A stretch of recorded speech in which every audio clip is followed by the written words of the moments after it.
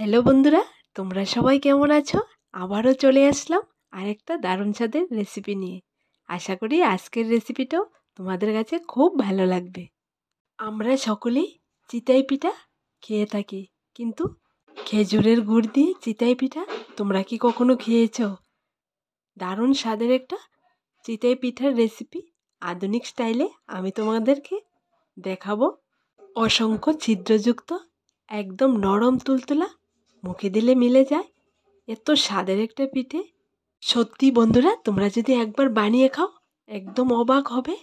তাহলে চলো শুরু করা যাক। এখানে 2 কিলো আতপ চালের গুঁড়া, কিন্তু 2 কিলো আতপ চালের গুঁড়া দিয়ে আমি এই চিতই পিঠাটা তৈরি করব না। এখানে পরিমাণ মতো চালের গুঁড়াটা আমি নেব। 500 গ্রাম চালের গুঁড়া দিয়ে আমি এই চিতই পিঠাটা আজকে রেডি করব।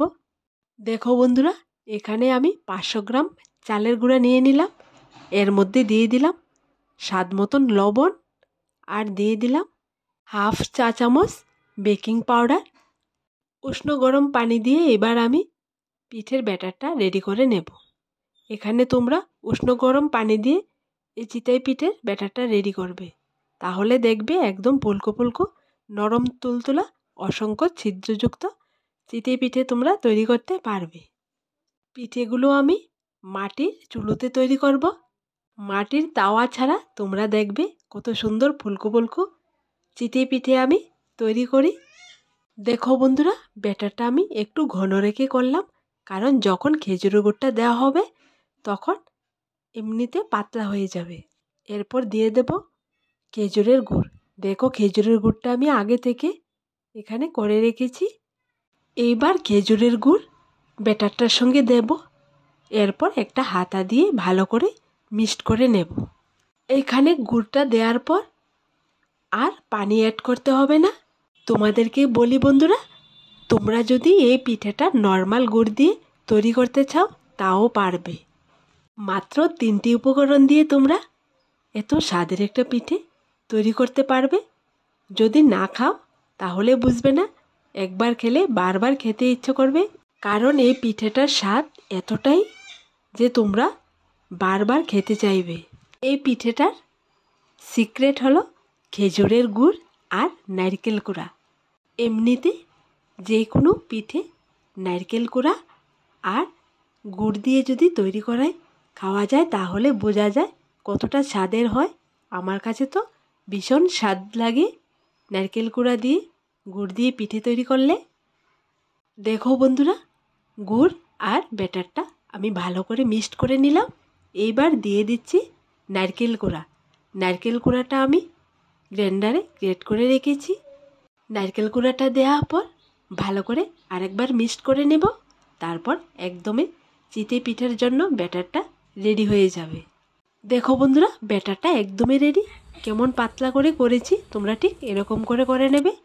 আর এখানে পিঠে তৈরি করার জন্য চুলোতে আমি একটা প্যান বসিয়ে দিলাম। এবার প্যানটা অসম্ভব গরম হয়ে গেছে। আমি একটা ভিজা কাপড়ের টুকরো দিয়ে প্যানটা ভালো করে মুছে দিলাম। এরপর হাতা দিয়ে কিছুটা পরিমাণ ব্যাটার আমি প্যানের মধ্যে দিয়ে একটা ঢাকনা দিয়ে দেব। এরপর 2 থেকে 3 মিনিট পর দেখো বন্ধুরা, খুব সুন্দর পিঠে হয়ে গেছে। এইবার পিঠেটা আমি নামিয়ে নেব। দেখো পিঠেটা কতটা সুন্দর হয়েছে, একদম অসংখ্য ছিদ্রযুক্ত পিঠে। এরকম অসংখ্য ছিদ্রযুক্ত চিতই পিঠে যদি তোমরা গুড় আর নারকেল দিয়ে তৈরি করতে চাও তাহলে আমার এই রেসিপিটা ফলো করবে। একদম সহজে তোমরা বানিয়ে নিতে পারবে। দেখো বন্ধুরা, ঠিক একই রকম করে আমি আরেকটা পিঠেও দিয়ে তোমাদের দেখিয়ে দিলাম। মাটির তাওয়া ছাড়া তোমরা লোহার কড়াইতে খুব সুন্দর করে গুড় চিতই পিঠে তৈরি করে নিতে পারবে। দেখো বন্ধুরা, এক এক করে আমি তোমাদের সামনে অনেকগুলি পিঠে তৈরি করে নিলাম।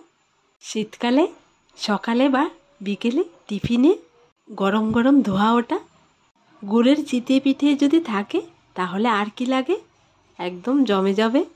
পিঠেটা তৈরি করার সময় সামনে একটা কাপড়ের টুকরো রাখবে।